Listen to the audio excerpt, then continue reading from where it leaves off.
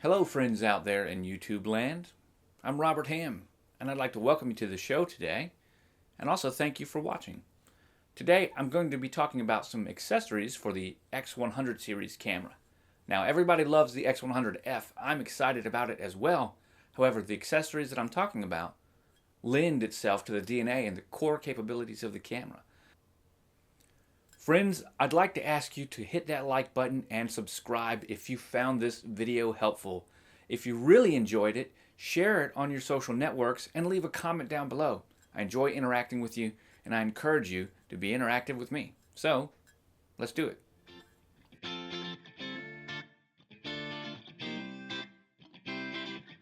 Let's move on and talk about the EF-X20. So this little flash right here, tiny little flash, doesn't have much going on for it other than tiny, right?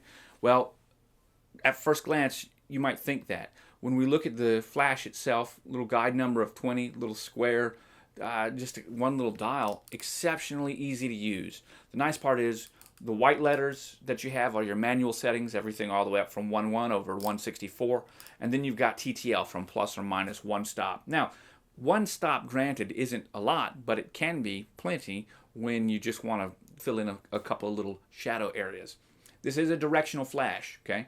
That means that there's no bounce capability of this. That means that if you're not careful, you're going to have that really nasty look of directional flash photography where everything just looks flat and washed out. You have to remember, flash, although we talk about it as filling shadows, it's really sculpting light. We're shaping the shadow, we're shaping the light with the flash. And so directional flash, when used effectively, can be a really simple solution that can go along with you. And the number one thing you want to do when you're using this outdoors during the day is to make sure that you're not creating shadow spots on your subject by having things in the foreground that will create a hard shadow line around your subject. I'm going to put some images on screen right now of my kids at the tree and just kind of illustrate that with you. When you have the flash that's going straight forwards, you want to kind of shoot at a slightly upward angle if you can, or move your subject away from a background so that a shadow doesn't fall on it.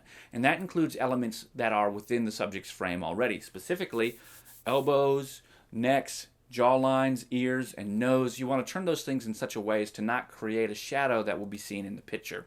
Mainly, if you've got your boy, or in this case here, I've got a cup of coffee. If I've got the cup of coffee and I want that to be in the picture, not that this is where I would want the coffee to be, but the further it is away from me, the more of a shadow line I'm going to see in the final image with directional flash. So if I bring this cup closer to me, I'll be able to negate that quite a bit. Same thing goes when you've got groups of people standing in a portrait and you're going to use directional flash outdoors during the daylight. I guess anytime, really. What you're going to want to do is collapse them so that they're together and that there aren't elements of the people that are going to be casting shadows onto the other people. Because although we will then get rid of the shadows and fill some of the shadows, we'll just be creating new shadows, and we don't want any of that. So that's something that you have to worry about with directional flash. Now, the nice part is it's very easy to balance that because the X100 series has a leaf shutter. So we can use f2 all the way up at 1/1000th of a second. Now, that doesn't mean that you can't use this flash at 1/4000th of a second at f2. What it means is that you're going to get some vignetting, and because the image lens, the shutter closes down in a circular fashion, you're going to have some vignetting around the corners. So even though the image, if you're using the X100S, the little aperture will light up red, I often will shoot at 1/2000th of a second with this flash because I like a natural vignette in the corners of my portraiture. That's how I do it. So if I was going to add that in Lightroom, this is a technique around 1/2000th, 1/2500th of a second that I'll use with this flash and just add the natural vignette to the corners of the light myself. Looks really nice. I enjoy it. The other thing that we're going to talk about here is that this flash actually has some extra capabilities you may not know of. On the bottom here, you've got X sync, in sync, and P mode, in mode, P mode, and X mode. X is when it's on the camera. It's going to flash because it's in the shoe of a camera, in a hot shoe. In mode is going to be when it's firing as a slave, and P mode is going to wait for a pre-flash. So it's going to fire after it files pre-flash. That means that you could ostensibly put this on a cold shoe on a light stand somewhere and take pictures with several of these in a group, and it was waiting for just that image. I've never done that with this flash because I've got other systems to do that. So it's just nice to know that Fuji built that in, but I've never used it. The other thing we've got is a diffuser right here, and this helps quite a bit. This goes to a 24, this goes to a 35 millimeter to a 12 millimeter dispersion, or somewhere thereabout. So if that number's wrong, leave it in the comments below. But I've always known it to be 12. And that means that when I'm going to shoot up close, which is within 5 feet of someone, I'm always using this, and I'm underpowering the flash by at least a half of a stop to a full stop. That's because I'm trying to feather the edges of those hard shadows that we talked about. Okay? Whenever someone's 10, 15 feet away from me, I just put it in the straight so that it fires normal and gets the whole area lit up. And I usually, when they get to be about, I think things like car links, like 20, 30 feet away from me, I usually plus up the flash power by about 1 stop as I can. So that means that I'm going to be shooting in manual mode more than TTL mode. And I don't usually use TTL unless I'm just kind of out and about rolling. And I don't generally use TTL with the TCL. That doesn't work very well. For whatever reason, TTL and the TCL, when that converter's attached, it just doesn't work as well for me. So that may be just because I'm a manual flash shooter kind of guy anyways. So I find that I'm usually around 1/8 to 1/4 in bright daylight when someone's about 5 to 7 feet in front of me. Sometimes I might be around 1/16. And so when I get 10, 20, 30 feet away, I just pop it up to 1/8, 1/4, 1/2, 1/1 in order to get that flash out there.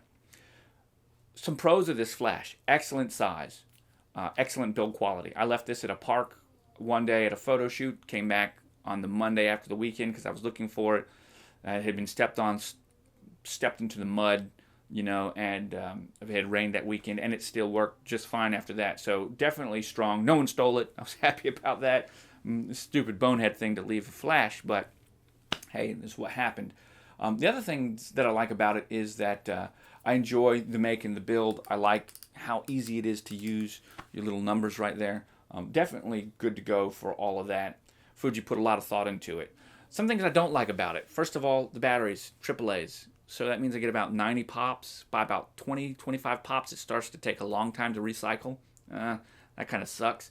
Another thing I don't like about it is it seems like Fuji could have built a bounce in it if they'd wanted to by just putting a little hinge right there.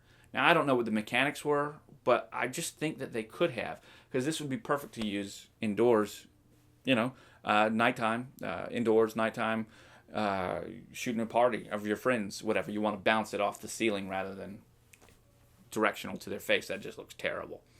Another thing that I think that could have been done with the flash is I wish the flash would know when the camera turns on.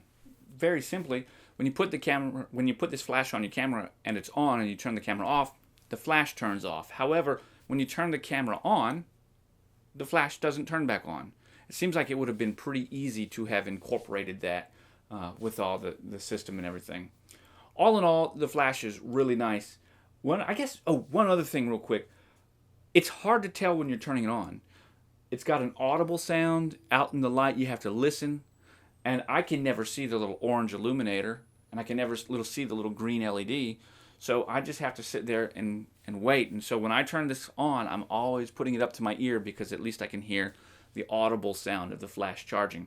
It begins to flash like it's doing right now. It'll take some shots. It may not take many. And once it turns to completely orange, it's ready to take all of them. Now, I understand the capacitor inside of here is taking up a lot, so it allows you to shoot. But if you're trying to shoot, move, and communicate, and the flash turns off every time you turn the camera on, it makes it much more difficult to kind of plan your shots. You just have to be on that flash a little bit more. It's still going. However, together as a complete system, this camera works very nicely. Okay? And once we've got all of these things put together, I've now got a system that I can shoot flash during the daytime with a beautiful portrait perspective, or with a wide perspective, or a really wide perspective with the WCL, which gives you like a 24 millimeter perspective, and a nice, really good looking, package. People ask me all the time if I'm shooting film. Of course, I do. But the nice part about it is this is a very engaging kind of camera. When I'm out shooting with this, people are interested in it. They don't feel like they do when I would carry around my A99 or when I carry around the X-T1 with my 85 f1.4 on it. and a flash on top and a neutral density filter. It's a bigger unit. People know I'm a pro out there doing something. With this, I'm just photographing kids at the park, my kids, and then moms and dads get interested, and I take a picture for them and email it to them and hand them my card, and it just makes it as a really nice way to meet people and us also talk about my business, which is what you should be doing everywhere you go if you're a photographer or any business owner. Guys, these are some of the reasons that I enjoy this camera. We've talked about today the EF-X20, which is an absolutely beautiful flash. We've talked about the TCL X100, and I'm excited to have these as parts of my system. This is a great complete unit right here that is multifaceted, and it fits to mission specific, so I like it quite a bit. Guys, I'm Robert Ham with roberthamphotography.com. You can catch me over on Twitter and Instagram at RobHamPhoto. I hope that you've enjoyed this today. Please don't forget to like and subscribe, and as always, keep shooting, my friends.